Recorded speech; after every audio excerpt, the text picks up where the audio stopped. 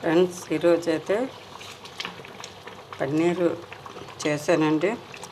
జీడిపప్పు పేస్టు, అలాగే మసాలా పేస్టు, అల్లం వెల్లుల్లి, అలాగే అన్నీ నెయ్యిలో ఫ్రై చేసి అది మిక్సీ పట్టేసానండి. మిక్సీ పట్టేసి ఆ గ్రేవీ అండి, ఎక్కువ ఉడకవసరం లేదు.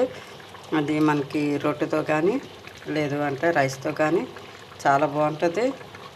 ఇదైతే నా బంగారు తల్లి రొట్టెలు చేసి ఇచ్చేస్తే చాలండి, 2-3 రొట్టెలు ఇంకా చక్కగా తినేస్తుంది. దానికి అంత ఇష్టం పన్నీరు రొట్టె అంటే.